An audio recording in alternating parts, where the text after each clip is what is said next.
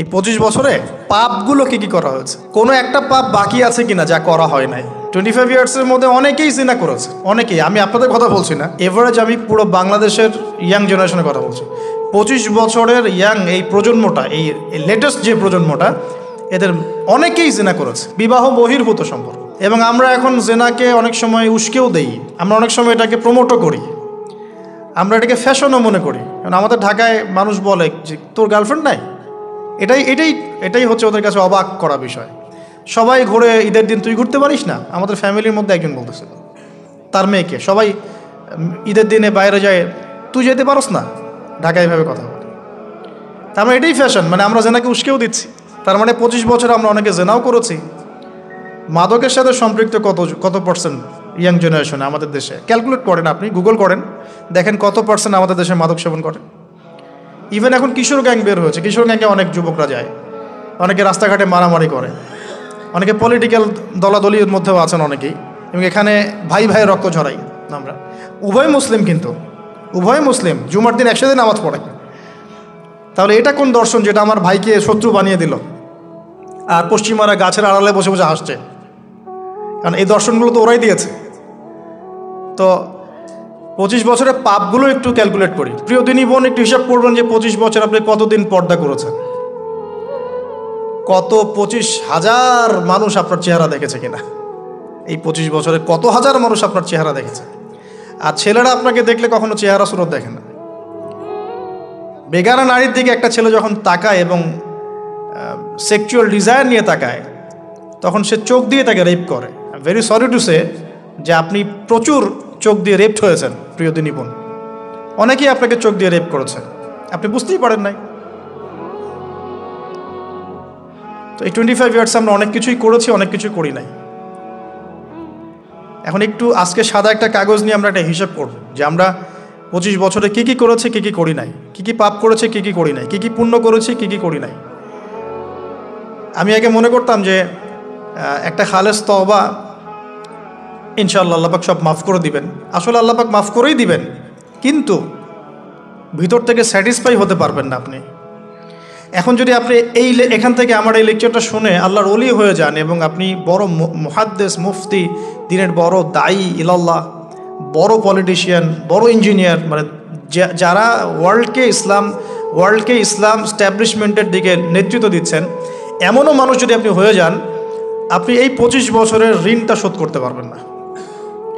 এই 25 বছরের ঋণ আপনাকে প্রতিনিয়তই ভিতরে ঢুকিয়ে মারবে আর কি, যেটা আমাদেরকেও মারে ভিতর থেকে। যে আমরা যদি আগে থেকে বিষয়গুলো বুঝতাম, যদি আরও আগে থেকে স্টাডি করতে পারতাম, আরও বেশি যদি আমি আলেম ওলামার সাথে মিশতে পারতাম, আরও যদি বেশি গভীরে যেতে পারতাম, তাহলে কতই না ভালো হতো। তো আমি আশা করি কথাগুলো আপনাদের কলিজায় পৌঁছাবে ইনশাআল্লাহ। এখন লাইফের এটা সবচেয়ে ভাইটাল পার্ট, এই সম্পর্কে আমি জাস্ট 2টা হাদিস বলে আস্তে আস্তে কনক্লুশনের দিকে যাচ্ছি। নবী সাল্লাল্লাহু আলাইহি ওয়াসাল্লাম বলছেন যে 7 শ্রেণীর মানুষকে আল্লাহ পাক কিয়ামতের দিনে আরশের ছায়া দিবেন। কত শ্রেণী ভাই? তার মধ্যে সেকেন্ড শ্রেণীটা হচ্ছে সেই যুবক নাশা ফি ইবাদাতিল্লাহি তাআলা, যে আল্লাহ পাকের ইবাদতে তার যৌবনকালটা কাটিয়ে দিয়েছে। এখনো বাকি আছে আপনার সামনে। যৌবনকাল কতটুকু? হয়তো 15 to 40। তার মানে এখনো 40 বা 50 বছর পর্যন্ত আপনার যৌবন টিকে থাকবে ইনশাআল্লাহ, যদিও বা এই যুগে থাকে না আর কি। আমরা তো ফ্যান্টাসিতে ভুগি অনেক সময়, 4টা বিয়ে। বাস্তবতা হচ্ছে এই যুগে একটাই ডিফিকাল্ট, একজনকে সন্তুষ্ট করে কি ডিফিকাল্ট। এখন সেই যুগ না তো, আমরা তো হর্স রাইড করি না, আমরা তো এক্সারসাইজ করি না, আমরা তো এখন অনেকে খেলিও না, আমরা ফাস্ট ফুড খাই, আমরা হাইজেনিক খাবার খাই না, আমরা আগেকার মানুষদের মতো অনেক কিছুই করি না। এনভায়রনমেন্ট নষ্ট হয়ে গেছে, পলিউশন আছে, সব মিলে এখন আমাদের যৌবন যে 50 বছর পর্যন্ত থাকবে এটা নিশ্চয়তা দেওয়া যাচ্ছে না যদি আমরা বেঁচেও থাকি। আর কত যুবক যুবতী ভাই বোন যে যৌবনকালেই চলে যায় তার তো ঠিক নাই। প্রিয় দিনী ভাইয়েরা, আমরা আলোচনা করছিলাম যৌবন সম্পর্কে। এই বিষয়ে আমি 2টো হাদিস বলার নিয়াত করেছিলাম। তো প্রথমটা শুনিয়েছি মোটামুটি, সেটা হলো নবী সাল্লাল্লাহু আলাইহি ওয়াসাল্লাম বলেছেন যে কিয়ামতের মাঠে আল্লাহ রাব্বুল আলামিন যে 7 শ্রেণীর মানুষকে তার আরশের ছায়া দিবেন, তার মধ্যে 3য় শ্রেণী হচ্ছে সেই যুবক যে তার যৌবনকালটাকে আল্লাহর পথে উৎসর্গ করেছে বা কাটিয়ে দিয়েছে। আরেকটা হাদিস যেটা বলতে চাচ্ছিলাম সেটা হলো, কিয়ামতের মাঠে 5টা প্রশ্ন হবে, স্পেশাল 5টা প্রশ্ন, যে 5টা প্রশ্নের উত্তর না দেয়া পর্যন্ত কাউকে ছাড়া হবে না। তার মধ্যে প্রথম প্রশ্নটাই হচ্ছে তোমার জীবন কোন কাজে কাটিয়েছো, এবং দ্বিতীয় প্রশ্ন হচ্ছে তোমার যৌবন কোন কাজে কাটিয়েছো। সো আমি বলছিলাম আপনাদেরকে যে যৌবন কালটাকে যদি আমরা আল্লাহর পথে কাটাতে পারি, ইনশাআল্লাহ তাআলা আমাদের এই যে উদ্দেশ্যটা, যে নিজেরা দিন পালন করব, নিজের পরিবারের মধ্যে প্রতিষ্ঠা করব, আমাদের সমাজে দিন ইসলামের দাওয়াতি কাজ করব, যেখানেই থাকি সৎ থাকব, একদিন ইনশাআল্লাহ দিন আবার বিজয়ী হবে, এই যে স্বপ্নগুলো, এগুলো বাস্তবায়িত হবে ইনশাআল্লাহ তখনই যখন আমরা নিজেরা পরিবর্তিত হয়ে সমাজের জন্য ভালো কিছু বয়ে নিয়ে আসবো ইনশাআল্লাহ। তো আমি জাস্ট কয়েকটা পয়েন্ট আপনাদের সাথে একটু শেয়ার করে শেষ করে দিব, যে এখন থেকে কিভাবে আপনারা বা আমরা আমাদের যৌবনটাকে আল্লাহর পথে কাটাতে পারি। প্রথম যে পয়েন্টটা আমি লিখে নিয়ে এসেছি সেটা হলো, আমি একটু বলেওছিলাম যে আমাদের নিজস্ব খসড়া একটা আমলনামা তৈরি করতে হবে আর কি। আজকে আমরা সেটা করতে পারি বাসায় গিয়ে, যে আমরা যদি আমাদের গড় আয়ু হয় 60 বছর, তাহলে আমরা এখন কতটুকু সময় পেতে পারি, আর এই সময়টুকুর মধ্যে আমাদের টার্গেট কি, আমরা আসলে কি চাচ্ছি, কি অ্যাচিভ করতে চাই, যা চলে গেছে এই সময়টুকুর মধ্যে আমরা কিভাবে আল্লাহর রহমত পাবো, ক্ষমা পাবো কিভাবে। যা চলে গেছে এর মধ্যে অনেক নামাজ কাজা থাকতে পারে, রোজা কাজা থাকতে পারে। অনেক সময় এমন হতে পারে যে আমরা অন্যের হকও নষ্ট করেছি। প্রথম যে কাজটা করা উচিত সেটা হলো খালেস তওবা। 1 নাম্বার তাহলে আমরা বলতে পারি, যদি আমরা এখন সংকটগুলো চিহ্নিত করে সমাধানের পথে হাঁটতে চাই, তাহলে আমাদের যৌবনটা আল্লাহর পথে উৎসর্গ করা ছাড়া কোনো অপশন নাই। উৎসর্গ বলতে আমি বোঝাচ্ছি কাটিয়ে দেয়া, আল্লাহর ইবাদত করে কাটিয়ে দেওয়ার কোনো বিকল্প নাই। তার জন্য প্রথমত আমাদের নিজেদের জীবনের কৃতকর্মগুলোর হিসাব নিকাশ মেলাতে হবে, 1 নাম্বার। আর 2 নাম্বার হচ্ছে বিশুদ্ধ তওবা করে আল্লাহর পথে ফিরে আসতে হবে। বিশুদ্ধ তওবা কিভাবে করব এটা আমরা অনেকে বুঝি না। অনেকে মনে করি যে মুখ দিয়ে জাস্ট আস্তাগফিরুল্লাহ বললেই হয়তো তওবা হয়ে যায়। বিষয়টা এমন নয়। বিশুদ্ধ তওবা হচ্ছে আপনি আল্লাহর দিকে পরিপূর্ণ অভিমুখী হবেন, রুজু করবেন, এর নাম হলো বিশুদ্ধ তওবা। যে পাপগুলো করেছি এগুলোর জন্য ক্ষমা চাওয়া, এই পাপগুলো কোনোদিন করব না এরকম প্রত্যয় ব্যক্ত করা, আর যদি অন্যের সাথে সম্পৃক্ত কোনো হক থেকে থাকে সেটা ফেরত দেওয়া। তো আমরা আজকে গিয়ে সুন্দর করে ওযু করে 2 রাকাত নামাজ পড়তে পারি। 2 রাকাত নামাজ পড়ে আমরা আল্লাহকে বলতে পারি যে আস্তাগফিরুল্লাহাল্লাযী লা ইলাহা ইল্লা হুয়াল হাইয়ুল কাইয়্যুম ওয়া আতুবু ইলাইহি। আল্লাহ, আমি আমার জীবনের এই যে একটা বড় সময় তোমার থেকে দূরে ছিলাম, নামাজ কাজা হয়েছে, রোজা কাজা হয়ে গেছে, চোখের হেফাজত হয় নাই, জিনা হয়ে গেছে নাউজুবিল্লাহ, মাদকের সাথে সম্পৃক্ত ছিলাম নাউজুবিল্লাহ, আমরা মিউজিক্যাল ইনস্ট্রুমেন্ট প্লে করেছি, ইত্যাদি ইত্যাদি। এগুলো থেকে আল্লাহ আমরা আজকে তোমার কাছে তওবা করছি, ক্ষমা চাচ্ছি, এবং আগামী দিনগুলোতে তোমার হুকুম আহকাম মেনে চলার তৌফিক চাচ্ছি। 2টো জিনিস খুব প্রয়োজন, একটা হলো তৌফিক, একটা হলো দোয়া। আপনার প্রচেষ্টা আল্লাহর কাছে দোয়া করতে থাকা এবং আল্লাহর কাছে তৌফিক কামনা করতে থাকা। আল্লাহ পাক যাকে ইচ্ছা তাকে তৌফিক দিয়ে থাকেন। আল্লাহ রাব্বুল আলামিন যাকে ইচ্ছা তাকে তৌফিক দিয়ে থাকেন। যে আল্লাহর কাছে যত বেশি চাইবে আল্লাহ পাক তত বেশি দিবেন ইনশাআল্লাহ। তো এই জন্য চেয়ে নিতে হবে, প্রথমত চেয়ে নেবেন যে আল্লাহ আপনি আমাকে তৌফিক দিন, যাতে করে আমি আমার পুরো জীবনটাকে আপনার ইবাদতে কাটাতে পারি, আরও সে ছায়া পেতে পারি। আল্লাহ কবুল করুন, আমিন। এখন ইস্তেগফার করার পর যার যার হক তাকে তাকে ফিরিয়ে দেওয়া উচিত। যদি আপনি বা আমি আল্লাহ না করুক কারো হক নষ্ট করে থাকি, সেটা ফিরিয়ে দিতে হবে। এই হক নষ্ট ফিরিয়ে দেওয়ার মানে এটা নয় যে গার্লফ্রেন্ডকে কথা দিয়েছিলেন বিয়ে করবেন, সেখান থেকে ফিরে আসা যাবে না, ব্যাপারটা কিন্তু এমন নয় আর কি। এরকমও প্রশ্ন আমাদের কাছে অনেকে করেছেন যে আমি তো আমার গার্লফ্রেন্ডকে কথা দিয়েছিলাম যে আমি তোমাকে ছাড়া আর কাউকে বিয়ে করব না, তো এখন কি আমি ফিরে আসলে, তওবা করে ফিরে আসলে কি এর জন্য আল্লাহ আমাকে ধরবেন কিনা? মনে রাখবেন, শয়তান হচ্ছে এই পৃথিবীর সবচাইতে ইন্টেলেকচুয়াল প্রাণী। সিরিয়াসলি, ও যে এত বেশি স্মার্ট যেটা আমাদের চিন্তারও বাইরে, চিন্তার বাইরে। যখন শয়তান সরাসরি মানুষকে পথভ্রষ্ট করতে ব্যর্থ হয়, তখন কিছু নেক্সট সুরত ধারণ করে। দিনী ভাই দিনী বোন, এটা নেক্সট সুরত, ঠিক আছে। তারপরে দাড়ি টুপিওয়ালা মানুষের মধ্যে এটা ঢুকিয়ে দেওয়া যে আমি তো অনেক আবেদ মানুষ, পরহেজগার, ওরা তো ককরোচ।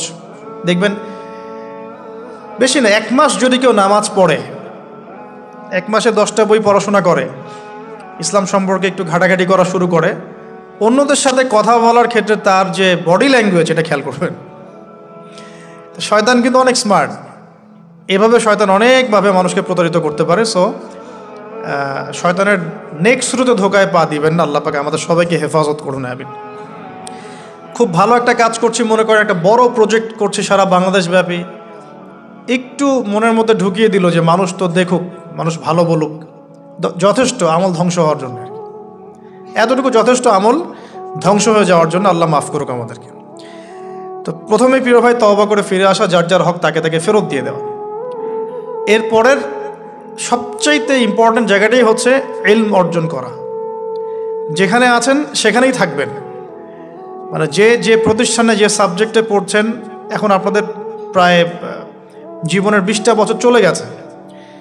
এখন সবার পক্ষে আবার ইউটার্ন করে 0 থেকে স্টার্ট করা পসিবল না, এবং এটা বুদ্ধিমানের কাজও হবে না, এটা বুদ্ধিমানের কাজও হবে না। ওই সেকশনে যারা আছেন তাদের সংখ্যা কিন্তু প্রচুর, যারা দিনই লাইনে পড়াশোনা করছেন, ঠিক আছে।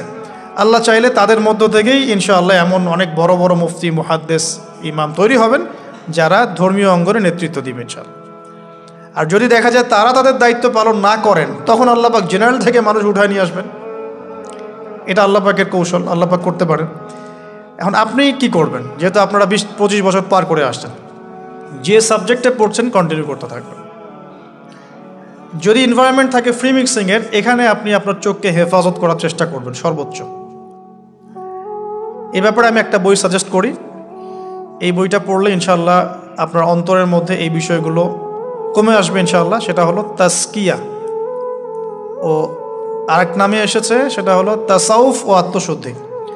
তাসাউফ ও আত্মশুদ্ধি পুরো ওয়ার্ল্ডের ওয়ান অফ দ্য মোস্ট, বলবো যে অনারেবল একজন আলেমে দিন, টপ 10-এর মধ্যে একজন, আল্লামা তাকি উসমানী দামাত বারাকাতুহু, তার লেখা বই তাসাউফ ও আত্মশুদ্ধি। বাংলাদেশে যে মাকতাবাতুল আশরাফ তারা প্রকাশ করেছে, এই বইটা যদি পড়েন, আপনার মনের মধ্যে নফসের যে খারাপ রিপুগুলো, এগুলো আস্তে আস্তে কমতে থাকবেন সব। এবং এই বইটা আমি বলি যে বারবার পড়া উচিত, বারবার পড়া উচিত। হ্যাঁ, তো আল্লাহ তৌফিক দান করুন। এখন পুরোপুরি ট্র্যাক চেঞ্জ করতে যাবেন না, আপনি আপনার ট্র্যাকেই থাকবেন। এখন এই ট্র্যাকে থেকে আপনি কিভাবে ইসলামিক বেসিক জ্ঞান অর্জন করবেন, কিভাবে পসিবল? কঠিন, অসম্ভব কিছু না, কঠিন। আমি অভিজ্ঞতা থেকে বলি আমার মতো করে। ফার্স্ট অফ অল, একজন বিজ্ঞ কারি সাহেব, হাফেজে কোরআন বা কারি, প্রাথমিক স্টেজ বলছি, বিজ্ঞ একজন কারি সাহেব বা হাফেজে কোরআন, যার সাথে আপনার ভালো সম্পর্ক বা যাকে আপনি চিনেন, রিনাউন্ড বা যিনি খুব কোঅপারেটিভ, আপনাকে সময় দেন, টাইম দেন, এরকম কারো কাছে গিয়ে আপনি কোরআন তেলাওয়াত করা শিখবেন আগে। ফার্স্ট অফ অল এটা কাজ, কোরআন তেলাওয়াতটা আগে শিখবেন। আমি তো দুঃখ করে বলি, কষ্ট করে বলি যে আমাদের এই দিনী অঙ্গনে এমন অনেক মানুষ আছে যারা ইভেন কোরআন রিসাইট পর্যন্ত করতে না পেরেও অনেক বড় বড় জায়গায় অভিনয় করেন, দিনিয়াতের অভিনয় করে যান, নিজের সাথে অভিনয় করে যান। অনেক সময় উদ্ধতাবশত বড় বড় আলেমদেরকে বাহাসের জন্য চ্যালেঞ্জ করে থাকেন, অথচ কোরআন তেলাওয়াত শুদ্ধ না। কোরআন তেলাওয়াত শুদ্ধ না মানে নামাজই হচ্ছে না। কোরআন তেলাওয়াত শুদ্ধ না মানে কি? নামাজ হচ্ছে না। কবুল করার মালিক তো আল্লাহ, শর্ত তো এটা। কবুল করার মালিক তো আল্লাহ। আল্লাহ পাক চাইলে কেউ এক ওয়াক্ত নামাজ না পড়লেও তওবা করে ফিরে আসছে মৌতের আগে, হয়তো আমরা জানি না, আল্লাহ মাফ করে দিয়েছেন, হতে পারে না?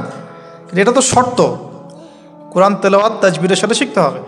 তো এখানে যদি একজন আলেম থাকেন, একজন কারি থাকেন, হাফেজ থাকেন, তার কাছে আপনারা ব্যাচ করে পড়লেন, অথবা সে যদি কোনো ইনস্টিটিউট খোলে সেখানে আপনারা একটু সময় দিলেন, বা যারা পড়তে জানেন আবার মস্ক করে নিলেন।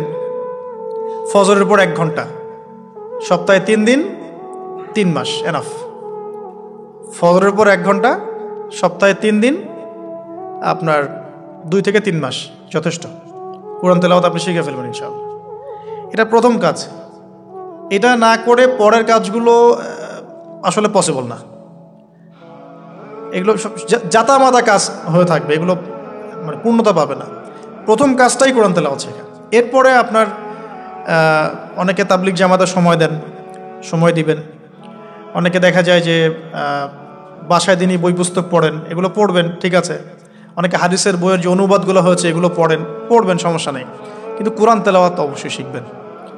তারপরে আপনি যদি এখান থেকে বের হওয়ার পরে বা রানিং অবস্থাতেও যদি সময় বের করতে পারেন, তাহলে মাদ্রাসা অঙ্গনের কোনো আলেমের সহবতে গিয়ে আপনি অ্যারাবিক ল্যাঙ্গুয়েজ এবং অ্যারাবিক গ্রামার শিখবেন।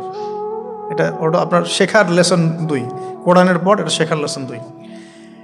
অ্যারাবিক ব্যাকরণ, অ্যারাবিক গ্রামার এবং অ্যারাবিক ল্যাঙ্গুয়েজ ছাড়া কোরআনের তাফসির, তর্জমা এগুলো বোঝা যায় না।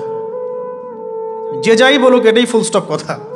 তাফসির আপনি তো বঙ্গানুবাদ দেখে অনেক কিছু বুঝতে পারেন ঠিকই। আল্লাহ পাক বলেছেন সুদ খেও না, জেনার ধার কাছে যেও না, এগুলো কমন মেসেজ, সেগুলো সবাই নিতে পারে। একজন অমুসলিম ভাইও ওইটা যদি বাংলা পড়তে পারে, সেও বুঝতে পারবে কি বলতে যাচ্ছেন আল্লাহ পাক। অ্যারাবিক ল্যাঙ্গুয়েজ, অ্যারাবিক গ্রামারের ভিতরে না ঢুকলে আপনি কোরআনের ভাষাটাকে ধরতে পারবেন না। আল্লাহ পাকের যে মানে ঐশী গ্রন্থের বালাগাত, এটা আপনি বুঝতে পারবেন না। তো এই জন্যে এটা তো সিম্পল এক্সাম্পল। আমরা যদি এখানকার ল্যাঙ্গুয়েজ কি বইগুলোর, ইংরেজি না বাংলা? ইংলিশ। মাশাআল্লাহ, ইংলিশ ল্যাঙ্গুয়েজ যদি না জানতাম, আমি কি এখানে পরীক্ষা অ্যাটেন্ড করতে পারতাম? আমি তো ওই টপিকটাই বুঝবো না, কোন টপিক আলোচনা হচ্ছে, স্যার কী পড়াচ্ছেন। আমার তো ইংরেজি গ্রামারের এবং ইংরেজি ল্যাঙ্গুয়েজটিক আমার কোনো দক্ষতা নাই। তাহলে আমি কীভাবে ওই চ্যাপ্টার 1, চ্যাপ্টার 2, চ্যাপ্টার 3, এই টপিক ওই টপিক কেমন করে বুঝতে পারি? সিমিলার এখানে কোরআনের ক্ষেত্রে যদি আপনি ল্যাঙ্গুয়েজগুলো না জানেন এবং গ্রামারটা না বোঝেন, তাহলে কোন সূরার ভিতরে কি গভীর মর্ম, এগুলো আপনি ধরতে পারবেন। ভাষা একটা অর্থ বুঝতে পারবেন। ভাষা অর্থ পরীক্ষায় পাশ করাতে পারে, কিন্তু A+, গোল্ডেন A+ আনতে পারে না। আশা করি আপনি বুঝতে পারছেন যে আমি কী বলতে যাচ্ছি। তো এটার জন্যে এখন এক্সাম্পল বুঝে নেন। এই যে এখানে ইংরেজি ল্যাঙ্গুয়েজ পড়ছেন, ওই ল্যাঙ্গুয়েজের উপরে বেস করে আপনি বইগুলো শেষ করছেন, এটা কি ওস্তাদ ছাড়া করছেন না ওস্তাদ সহ করছেন? টিচার লাগে না? সেম জিনিস। কোরআনের ভাষা শিখতে হলেও, গ্রামার শিখতে হলেও এরকম কিছু ওলামা একরাম আপনাকে খুঁজে বের করতে হবে। এখন ওলামা একরামরা কিন্তু অনেক ব্যস্ত, অনেকের অনেক কাজ থাকে, অনেকের মাদ্রাসা থাকে, অনেকের দিদি খেদমত থাকে। এর মধ্যেও আল্লাহর কাছে দোয়া করতে থাকেন, ইনশাল্লাহ আপনাকে আপনার ওস্তাদ আল্লাহ পাঠিয়ে দিবেন ইনশাল্লাহ। আল্লাহ পাক কাউকে ওস্তাদ ছাড়া রাখবেন না। তো ওস্তাদের কাছে আপনার বিহেভিয়ার কেমন হবে? এখন আপনি টিচারের সাথে যেমন বিহেভিয়ার রাখেন সেরকম। তিনি সবক দিবেন, আপনি সেটা বাসায় কভার করবেন, নতুন পড়া নেবেন, আবার পড়া দিবেন। এইভাবে আস্তে আস্তে 4-5টা ক্লাসিক্যাল অ্যারাবিক গ্রামারের বই যদি কভার করতে পারেন, ইনশাআল্লাহ আপনি কোরআনের এই যে আলহামদুলিল্লাহ রাব্বিল আলামিন পড়ছেন, অর্থটা নিজেই বুঝতে পারবেন। হ্যাঁ, যালিকাল কিতাব লা রাইবা ফিহি হুদাল লিল মুত্তাকিন পড়ছেন, আপনি নিজেই বুঝতে পারবেন যে আল্লাহ পাক কী বলছেন আমাকে। তো এই যোগ্যতাটা অর্জন না করলে সত্যিকার অর্থে আমরা যে কোরআনিক সমাজ যেটা বলি আর কি বড় গলায়, এটা আসলে বাস্তবায়িত হবে না, তা আমার মত। আর এরপরে আপনি আরও উঁচু লেভেলে যদি পড়তে পারেন, যে পড়াশোনা শেষ, আপনার জব সেকশন নিশ্চিত, আপনার সময় আছে মাশাআল্লাহ। এখন এই সময়ের মধ্যে আপনি চাইলে হাদিসের যে কিতাবগুলো, হাদিসের বেসিক কিতাবগুলো মোতালা করতে পারেন, যে কাজটা আমি এখন করছি আর কি। হাদিসের বেসিক কিতাবগুলো আপনি মোতালা করতে পারেন। এটার জন্য অ্যারাবিক এবারত পড়ার যোগ্যতা অর্জন করতে হবে। এটা কি জিনিস? এটা হচ্ছে জবর জের পেশ ছাড়া আরবি পড়ার যোগ্যতা। এখন যে কোরআন তেলাওয়াতটা আপনি শিখবেন, সেটা হচ্ছে জবর জের পেশ দেয়া কোরআন আপনি পড়বেন, তাই না? কিন্তু হাদিসের যে বইগুলো আছে, এই বইগুলোর মধ্যে কিন্তু কোনো জবর জের পেশ দেয়া থাকে না। মৌলিক কিতাবের কথা বলছি, মৌলিক যে বইগুলো। অনেকে মনে করেন অনুবাদ করা বইগুলোই মনে হয় মূল বই, এগুলো হচ্ছে ওই বইগুলোর অনুবাদ, আংশিক অনুবাদ, পুরোপুরি অনুবাদ নয়। মূল বইগুলো পড়তে হলে এবারত পড়ার যোগ্যতা অর্জন করতে হবে। এটা level 3, Arabic grammar, Arabic language শেখার পর এই লেভেলে মানুষ যায়। তাহলে একটু ধাপগুলো চিন্তা করতে থাকেন, কোন ধাপে গিয়ে কোন বইগুলো পড়তে হয়। আর অনেক সময় আমরা কি উদ্ধত আচরণটাই না করি হুজুরদের সাথে, আলেমদের সাথে, স্কলারদের সাথে। বিকজ আমাদের সামনে একটা চমৎকার প্ল্যাটফর্ম আছে ফেসবুক, তাই না? এখানে তো মানে রাত দিন, দিন আর রাত একে, রাতকে দিন বানানো যায়, দিনকে রাত বানানো যায়। হ্যাঁ, এখানে ওই যে আলোর প্রতিসরণের মতো হয় আর কি, সাইজ এতটুকু, বিম্ব হবে এত। তো আল্লাহ মাফ করুক আমাদেরকে। এখন হাদিসের মোতালা যদি করতে না পারেন, ওই পর্যায়ে যেতে না পারেন, তাহলে কি? তাহলে ওই হাদিসের মধ্যে যে কিতাবগুলো বাজারে অনুবাদ হয়েছে ওগুলো পড়তে হবে। যেমন অনুবাদ হয়েছে ফয়জুল কালাম। ফয়জুল কালাম একটা হাদিসের কিতাব, মাদ্রাসায় পড়ানো হয়। এর মধ্যে চমৎকার অনেকগুলো হাদিস আছে, প্রায় সম্ভবত 1000-এর বেশি হবে। এরপরে মোতালা করতে পারেন আপনি মিশকাতুল মাসাবিহ, এই বইটাও অনুবাদ হয়ে গেছে, এটাও ভালো কিতাব মাশাআল্লাহ। এরপরে আছে রিয়াদুস সালেহিন, এটাও একটা চমৎকার কিতাব। বুলুগুল মারাম মিন আদিল্লাতিল আহকাম, এটা একটা কিতাব আছে, এটাও মোতালা করতে পারেন হাদিসে। এরপরে আছে আপনার এখন যেটা বলছি, ইসলামিক ফাউন্ডেশন হয়েছে অনেক আগেই। এছাড়া বাংলা বাজার ঢাকায় যে ইসলামিক লাইব্রেরিগুলো, প্রকাশনা সংস্থাগুলো আছে, তারা মোটামুটি আবু দাউদ, তিরমিজি, নাসাই, ইবনে বাজা, কোনো প্রকাশনী বুখারী মুসলিমের কিছু ভার্সনও অনুবাদ করেছে। তবে এই উঁচু লেভেলের হাদিসের কিতাবগুলো শুরুতেই হাত দেওয়া যাবে না, এটা একটা মাথায় রাখবেন। শুরুতেই এই বড় বড় কিতাবগুলো হাত দেওয়া যাবে না। প্রথমে মানে আমরা তো আগে এসএসসি ইন্টার পাস করে এখানে আসছি না, নাকি আগে ডাইরেক্ট এখানে ভর্তি হয়েছে? একই বিষয়। ওরকম ফয়জুল কালামের মতো বইগুলো আগে পড়তো, ফয়জুল কালাম, আলফিয়াতুল হাদিস, রিয়াদুস সালেহিন, মিশকাত, এগুলো আগে পড়বেন। তারপরে গিয়ে যদি যোগ্যতা হয় ওই বইগুলো হাত দিবেন। তবে অনেক সময় দেখা যাবে একটা হাদিস বুঝতে পারছেন না, কোরআনের আয়াত বুঝতে পারছেন না, ওই অবস্থাতেই ওই হাদিস এবং ওই কোরআনের আয়াতকে রেখে দিবেন। এটাকে নিয়ে কোনো রকমের কনক্লুশনে চলে যাবেন না, আর ওইটাকে নিয়ে প্রচার করতে যাবেন না। বরং এগুলোকে একত্রিত করে সপ্তাহে একদিন আবার আলেমের কাছে চলে গেলেন, ওস্তাদ এগুলো বুঝি নাই, লাস্ট উইকে আমি এগুলো পড়েছি, এটা বুঝি নাই, তিনি বুঝিয়ে দিবেন ইনশাআল্লাহ। এগুলো পড়াশোনা। এর পাশাপাশি আমি বলছি বিষয়ভিত্তিক ইতিহাসের বই চলে আসছে, ইসলামের ইতিহাসের বই চলে আসছে। তারপর সিরাতের অনেক বই বাজারে চলে আসছে, প্রায় 40-45টা বই পাওয়া যায় সিরাতের এখন বাংলাদেশে। তারপরে ফিকহের অনেক বই অনুবাদ হয়ে গেছে। এছাড়া আকিদার অনেক বই পাওয়া যায়। সবচেয়ে ভালো হয় যে আকিদা তাহাভিয়া বইটা পড়তে পারেন, এই বইটা পড়লে অনেক চমৎকার হবে। এর পাশাপাশি বরেণ্য ওলামায়ে কেরামদের বই পড়বেন। মানে বরেণ্য ওলামায়ে কেরাম কারা? যারা পুরো ইসলামিক বিশ্বে স্বীকৃত, যারা কোনো সাম্প্রদায়িকতা বিলং করেন না, যে আমি এই সম্প্রদায়ের মানুষ, আমি ওই সম্প্রদায়কে মুসলিম মনে করি না, এরকম না। যারা বরেণ্য, রিনাউন্ড ওলামায়ে কেরাম সারা ওয়ার্ল্ডে। এই যে বললাম আল্লামা তাকি উসমানী হাফিজাহুল্লাহ একজন বরেণ্য আলেম, তার যে কোনো কিতাব চোখ বন্ধ করে পড়তে পারেন, কোনো সমস্যা নেই। বাংলাদেশে আব্দুল মালেক সাহেব হাফিজাহুল্লাহ, মার্কাজুদ দাওয়ার পরিচালক, একজন বরেণ্য আলেম। আশরাফ আলী থানভী রহিমউল্লাহ একজন বরেণ্য আলেম। হানাফি কওমের ফিকহে এরকম অনেক বরেণ্য ওলামায়ে কেরাম আছেন। তারপরে আরবের মধ্যে এমন অনেক বরেণ্য আলেম আছেন, শাইখ উসাইমিন, শাইখ বিন বাজ, সালেহ আল ফাওজান, এরকম অনেক বড় বড় আলেম আছেন যারা রিনাউন্ড ওলামায়ে কেরাম। তাদের কিতাবগুলো আপনি পড়তে পারেন, কিন্তু যাদের মানে লেখা এবং গবেষণাগুলো ছাত্র পর্যায়ের, এগুলোকে আপনি প্রামাণ্য বই বানাবেন না। তো প্রামাণ্য বই পড়বেন আর আলেমের সাথে সম্পর্ক রাখবেন। দুটো যখন একসাথে থাকবে তখন আপনি কিছু আটকে গেলেও তার সাথে পরামর্শ করে একটা কনক্লুশন খুঁজে পাবেন। এগুলো জাস্ট বই সংক্রান্ত কথা বললাম। এখন এগুলো হচ্ছে সবচেয়ে বড় বিষয়টা হচ্ছে, এগুলোর চাইতে বেশি বড় বিষয় হচ্ছে যে কোনো একজন, অন্তত পক্ষে একজন, আপনি চাইলে 10 জনের সাথেও রাখতে পারেন, কিন্তু অন্তত পক্ষে একজন মুহাক্কিক আলিমের সাথে আপনি সম্পর্ক রাখবেন পরামর্শের জন্য। অন্তত পক্ষে একজন মুহাক্কিক আলেমের সাথে, মানে হকপন্থী মুহাক্কিক আলেমের সাথে আপনি সম্পর্ক রেখে চলবেন। এটা অনলাইনের যুগ, এটা তো কিন্তু সহজ। আর সম্পর্ক শুধু অনলাইন কেন্দ্রিক হবে এমনটাও বলছি না, তার সাথে সাক্ষাৎ করবেন, তার কাছে নসিহত নেবেন, তার কাছে গিয়ে কিছু পড়বেন, হ্যাঁ, তাকে দেখবেন তিনি কিভাবে আমল করেন, ব্যক্তি জীবনে তিনি কেমন, তিনি আপনাকে কী নসিহত করেন, তার সাথে মিশবেন। সোহবত মানে কি? মানে আমরা কি শুধু টিচারদের মানে পড়াশোনাগুলোই ফলো করি না, টিচারকে দেখিও বটে। আমরা বস্তুবাদী এডুকেশনের ক্ষেত্রে হয়তো অত কেয়ার করি না, টিচার যেটা পড়াচ্ছেন ওটা জাস্ট টুকে নেই, পরীক্ষা পাশ করলেই হইল। আমরা টেন্ডেন্সি এমন, কিন্তু ইসলামিক এডুকেশনটা কিন্তু এমন নয়। সাহাবায়ে কেরাম রাদিয়াল্লাহু আনহুম আজমাইন তারা এই আমাদের মতো কাগজের বই পুস্তক পড়ে ইসলাম শেখেন নাই। কীভাবে শিখেছেন? তাহলে সরাসরি নবীকে দেখে শিখেছেন। নামাজ পড়তে গিয়েছেন, দেখেছেন নবী কেমন করে নামাজ পড়েন, দেখছেন নবী কেমন করে হাঁটেন, দেখছেন নবী কেমন করে কাপড় পরেন, দেখছেন নবী কেমন করে আতর ইউজ করেন, কেমন করে তিনি হাসেন, কেমন করে মানুষের সাথে মেশেন, হ্যাঁ, কথা বলার সময় কেমন করে মানুষের দিকে তাকান। খুঁটে খুঁটে একটা একটা করে নিয়ে হাদিসের এক একটা অধ্যায় রচিত হয়েছে। নবী কেমন করে তাকান, নবী কেমন করে মেসওয়াক করেন, নবী কেমন করে হাসেন, এগুলো আপনি অধ্যায় পাবেন। ইভেন আপনি অধ্যায় পাবেন নবী কেমন করে চুল আঁচড়ান। তাহলে আপনি দেখেন সাহাবীরা কিভাবে খুঁতে খুঁতে নবীকে দেখেছেন। বলা হয় আব্দুল্লাহ বিন মাসউদ রাদিয়াল্লাহু আনহু সম্পর্কে, তিনি নবীকে এত বেশি কপি করতেন হাঁটা চলা কথাবার্তায় যে নবী সাল্লাল্লাহু আলাইহি ওয়াসাল্লামের পরের যুগের অনেক মানুষ এসে দ্বিধাদ্বন্দ্বে পড়ে যেত যে রাসূল সাল্লাল্লাহু আলাইহি ওয়াসাল্লামকে দেখছি নাকি।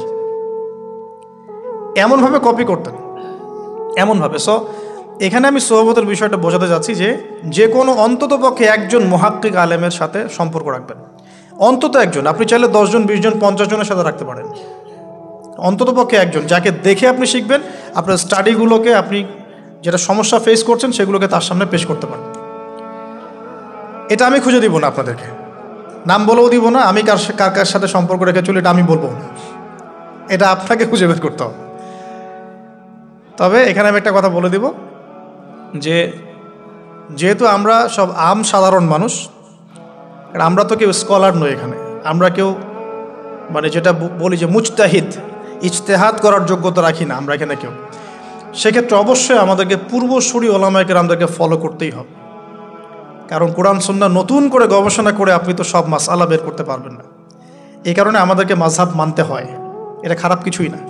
এটা নিয়ে অনেক কথা সমাজে এখন শুনি দেখি, দরকার নাই, আমরা লা মাযহাবী, আমরা এইটা আমরা সেইটা, এগুলো আসলে বোগাস কথাবার্তা এবং সমাজ বিভক্তকরণের মূল হাতিয়ার এগুলো হয়ে গেছে। সমাজের ইউনিটি নষ্ট করবেন কেন? কোরআন এবং সুন্নাহ আল্লাহ ফলো করতে বলেছেন, দ্যাটস অল। আর কোরআন সুন্নাহ আপনি কি এখন আমি যদি আপনাকে কোরআন এই যে দিলাম, নেন কোরআন, নেন তাফসির ইবনে কাসির, নেন তাফসির জালালাইন, নেন আপনি তাফসিরে মারিফুল কোরআন, নেন এইটা, এই যে বুখারী নেন, মুসলিম নেন, তিরমিজি, আবু দাউদ, নাসাই সব নিয়ে নেন। এখন আপনি কি গবেষণা করে সব মাসআলা আমাকে দিতে পারবেন? ইম্পসিবল, আমার পক্ষে এখন ইম্পসিবল। তাহলে এগুলো যারা গবেষণা আগে করেছেন তাদের কিতাব তো আমাদেরকে পড়তে হচ্ছে। এটাই হলো তাদের মত নেয়া, তাদের মত অনুযায়ী পথ চলা।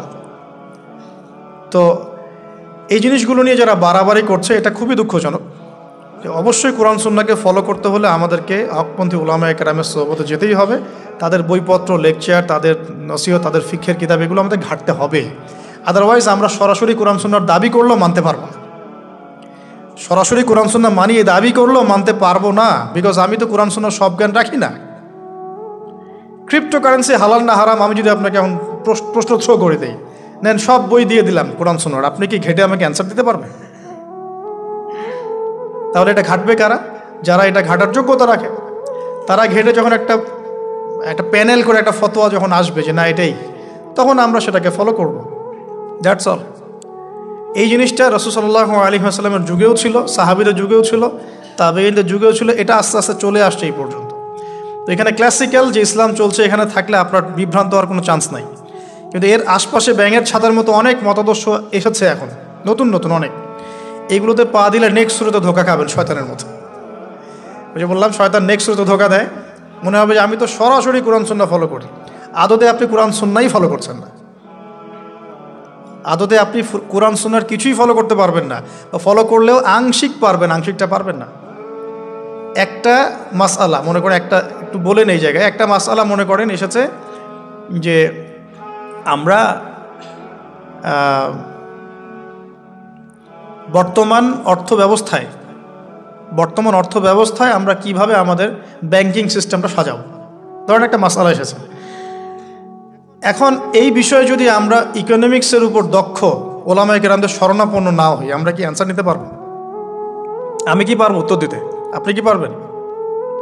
যে কোরআন এবং সুন্নাহ গবেষণা করেছেন এবং যার কাছে অর্থনীতির জ্ঞান আছে, ওই রকম মহাক্কিক কোনো আলেম আপনাকে বলতে পারবে এখন আমাদের কি করা দরকার। এই জিনিসটাই যদি আমরা বাংলাদেশের সংবিধান সম্পর্কে জানতে চাই, আমাদেরকে আইনজীবীর কাছে যেতে হবে। আমরা যদি রোগ নির্ণয় করতে চাই, ডক্টরের কাছে যেতে হবে। এখানকার ইঞ্জিনিয়ারিং যা পড়ানো হয় আমি কি সেটা বলতে পারবো? তাহলে আমাকে এখানকার স্যারের কাছে যেতে হবে, স্যার এখানকার বিষয়টা কি আমাকে একটু বুঝাই দেন। তখন তিনি তার জ্ঞান থেকে এবং তার জ্ঞানের সোর্স থেকে ঘেটে ঘেটে আমার জন্য কিছু সমাধান বের করে দিবেন, আমি তো সেটা ফলো করব। এই ফলো করা জিনিসটাকে যারা নেগেটিভলি উপস্থাপন করছেন, এটা ঠিক না। এটা একটা উদ্ধত আচরণ হচ্ছে, অহংকার হচ্ছে। এই ফিতনাগুলো থেকেও বেঁচে থাকতে হবে। এই জন্য আমি বললাম অন্তত একজন মুহাক্কিক আলেমকে ধরে বসে থাকবেন। এটা আমি কিন্তু পীর মুরিদি বোঝাচ্ছি না, ঠিক আছে? আমি বোঝাচ্ছি যে আপনি মানুষের সহবতে থাকবেন, পরামর্শ ভিত্তিক, যে কোনো একজন হকপন্থী আলেম। এখন এরপর কি? এরপরে আপনি পড়াশোনা চালিয়ে গেলেন, আলেম আপনার কাছে পরিচিত আছেন, আপনি টাচে আছেন, পড়াশোনা করছেন, কোরআন হাদিস মোতালা করছেন, মাশাআল্লাহ দ্বীনের জ্ঞান অর্জন করছেন। এখন আপনি আপনার সাধ্যমতো দাওয়াতি কাজ করবেন।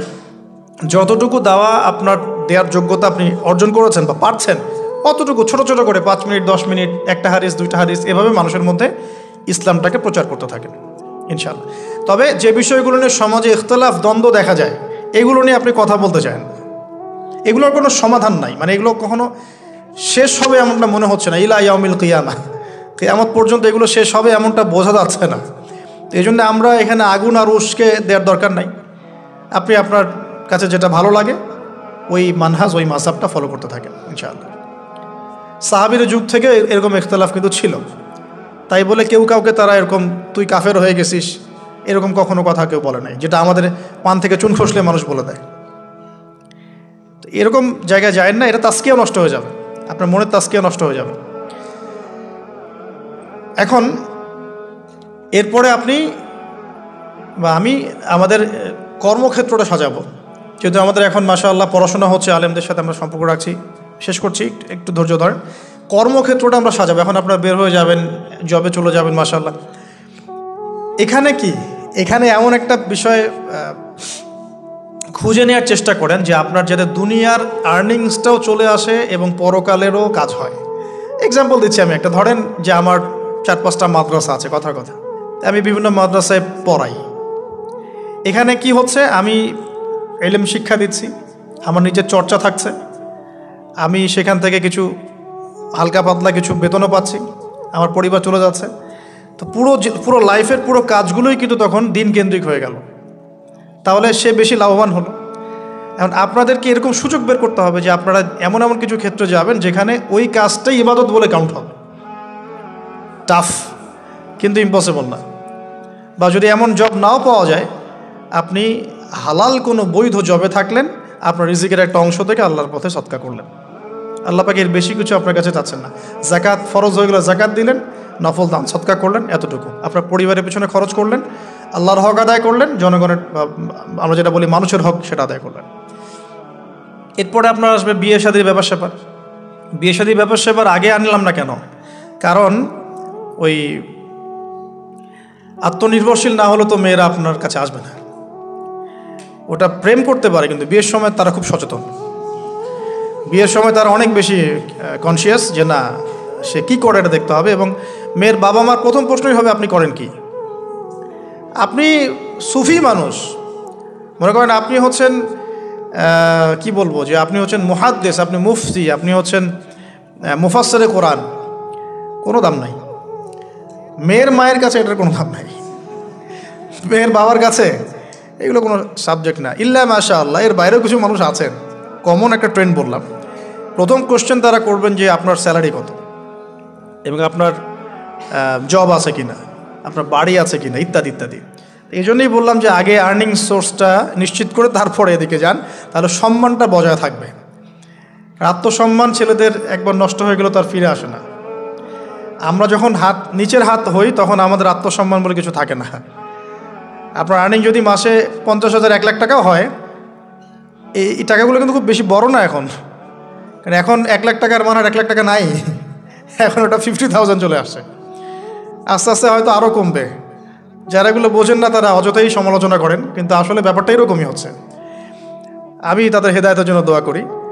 এখন এইটুকু আর্নিং যদি আপনার হয়, কিন্তু এই আর্নিংয়ে আপনার কারো কাছে হাত পাততে হচ্ছে না, আপনার সম্মান বজায় থাকবে।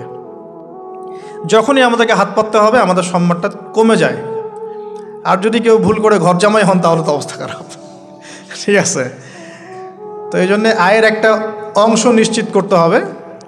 এই জন্য একটু সবর করেন। এই সবরের সময়টা কি করবেন? বেশি বেশি ফোন চালাবেন, তাহলে সবর করতে পারবেন না। এই সবরের সময়টুকু মোতাআলা করবেন, পড়াশোনা করবেন, সম রাখবেন, আপনার রোজা রাখবেন, ভালো কাজে ব্যস্ত থাকবেন, ইনশাআল্লাহ প্রবৃত্তি নিয়ন্ত্রণে থাকবে। আর যদি আপনার বিকল্প অপশন থাকে, কৃষি অপশন থাকে, কৃষিকাজের সুযোগ আছে, ব্যবসার সুযোগ আছে, বা আপনার পৈতৃক সম্পত্তি আছে, সেক্ষেত্রে আপনি আগে বিয়ে করে রাখতে পারেন, কোনো সমস্যা নেই। এটা ডিফার করে মানুষের মধ্যে। আল্লাহ পাক আমাদের সবাইকে হালাল রিজিকের ব্যবস্থা করুন, দোয়া করি। রিজিকের এই অংশটুকুর মধ্যে একটা অংশ আল্লাহর জন্য রাখবেন। রিজিকের অংশের একটা অংশ আল্লাহর জন্যে, আর বাকি একটা অংশ পরিবারের জন্যে, একটা অংশ নিজের জন্যে, একটা অংশ বই কেনার জন্যে। এভাবে স্যালারিকে